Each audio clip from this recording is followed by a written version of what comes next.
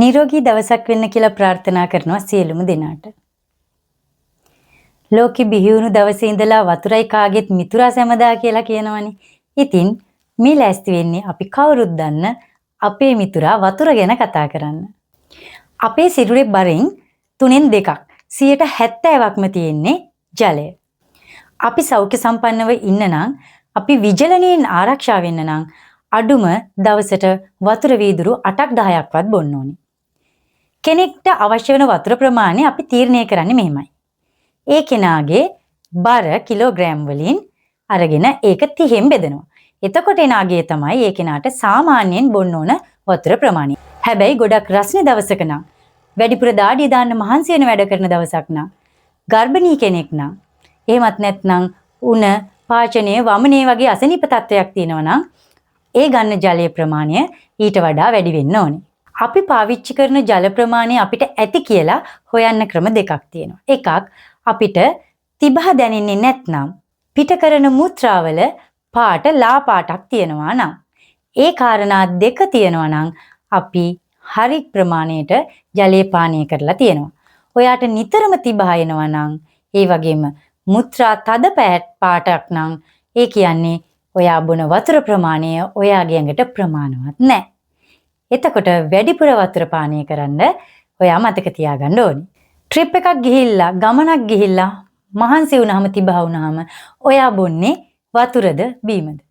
ගොඩක් දෙනෙක් තෝරගන්නේ බීම. හැබැයි හොඳම දේ තමයි වතුර. ඇයි මං එහෙම කියන්නේ? පැන් රස බීම එකක් බිව්වොත් ඒකේ ලොකු සීනි ප්‍රමාණයක් තියෙනවා. රුධිරයේ සීනි මට්ටම වැඩි වෙනවා.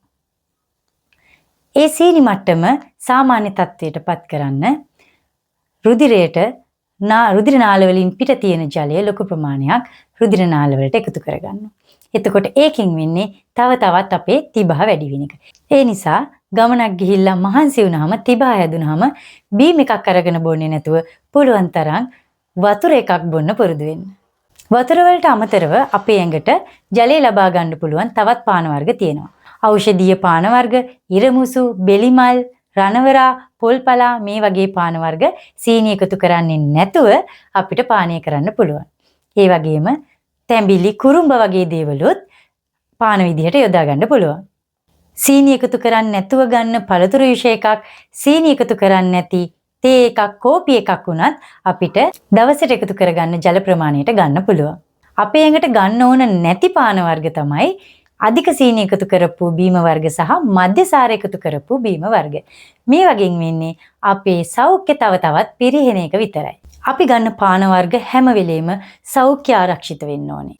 වතුර බොනකොට හොඳට උණු කරලා නිවලා වතුර පාවිච්චි කරන්න පුරුදු වෙන්න ඕනේ.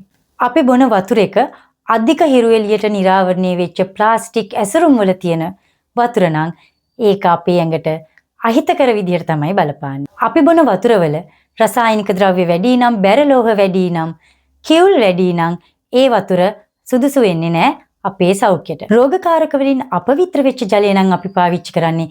ඒකෙන් අපිට අතිසාරය, සිංගමාලය, පාචනය වගේ රෝග වුණත් හැදෙන්න පුළුවන්. ෆ්ලෝරයිඩ් අධික ජලය දිගු කාලයක් පාවිච්චි කරනකොට ඒ කියන්නේ කිවුල් වතුර ගොඩක් කල් පාවිච්චි කරනවා නම් දත් රෝගවලට, අස්ථි රෝගවලට ඒක බලපාන්න පුළුවන්. ඒ නිසා කිවුල් ජලය පාවිච්චි කරනවා නම් රිවර්ස් ඔස්මෝසිස් ෆිල්ටරින් කියන ක්‍රමෙන් ෆිල්ටර් කරලා පිරිසිදු කරලා තමයි කිවුල් වතුර පානය කරන්න ගන්න ඕනේ. අපි කන දේවල් වගේම අපි බොන දේවලුත් අපේ සෞඛ්‍ය හොඳ විදිහට තියෙනවද නැද්ද කියන එක තීරණය කරනවා. ඒ නිසා කෑම වර්ග වලින් පරිස්සම් වෙනවා වගේම බොන ಜಾති වලිනුත් පාන වර්ග වලිනුත් අපි පරිස්සම් වෙන දැනගන්න ඕනේ. පිරිසිදු වතුර දවසට වතුර ලීටර් 2ක්වත් බොන්න ඕනේ. මේ විදිහට අපි පරිස්සම් වෙනවා නම් අපිට පුළුවන් වෙනවා අපේ සෞඛ්‍ය හරි විදිහට තියාගන්න. මේ වගේ වැදගත් වීඩියෝස් දිගටම බලන්න සුවවදනී YouTube channel එක subscribe කරලා තියාගන්න. මේ වීඩියෝ එක හොඳයි කියලා හිතෙනවා නම් like එකක් දාන්න. යාළුවන්ට බලන්න වීඩියෝ එක share කරන්න.